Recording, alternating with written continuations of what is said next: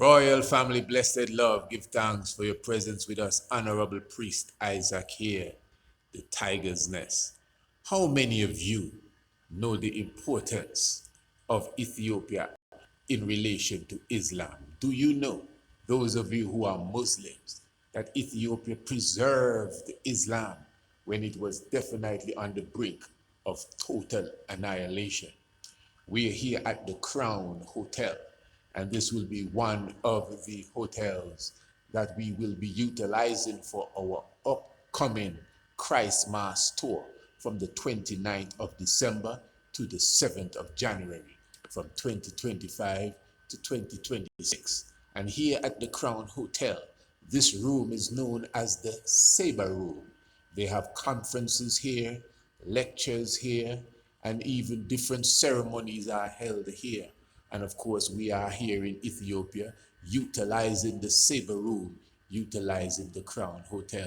So what you're seeing basically on the ceiling, obviously, you're looking at the Islamic story.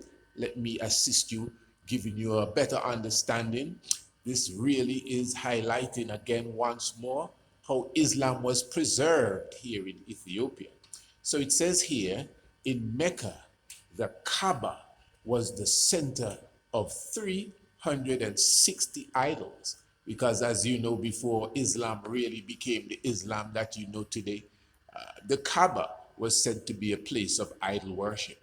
And this is highlighting here in the center a cave at Hira, where Prophet Muhammad, peace be unto him, had a vision of the angel Gabriel, also known as Jibril.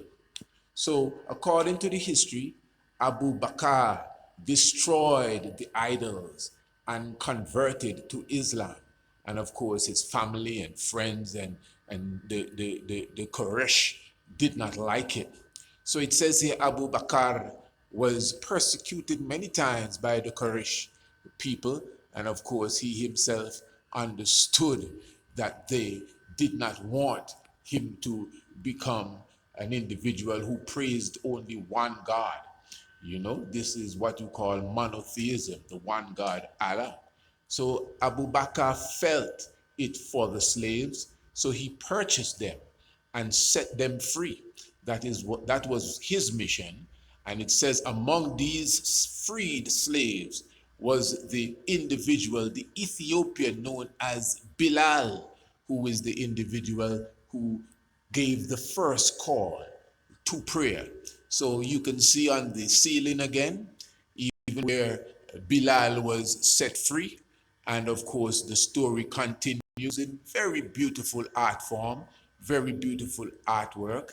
Even before we continue, you could even see other aspects of the literal story being highlighted and other Ethiopian stories being highlighted here as well. So let's continue. So the Quraysh intensified their opposition by torturing the Muslims. So Prophet Muhammad told his followers to leave for Ethiopia, where a king rules without any injustice, and the land of truthfulness, that's Ethiopia, until God leads them to a way out of their difficulty.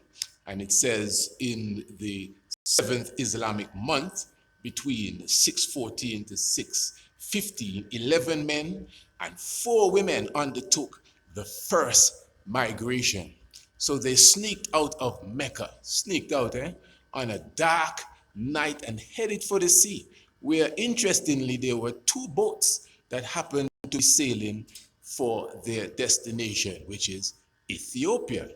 All right. Now it says here on the second migration, which is 616 CE, the polytheists did not appreciate that the Muslims had found refuge, of course, in Ethiopia. So they equipped Mir Ibim and Abdullah. And of course, they came with valuable gifts and they went to the court of Aksum. Now, listen to what happened when they reached the Aksum. They argued that the king should expel the Muslims back to Mecca. More than likely, they wanted to persecute them.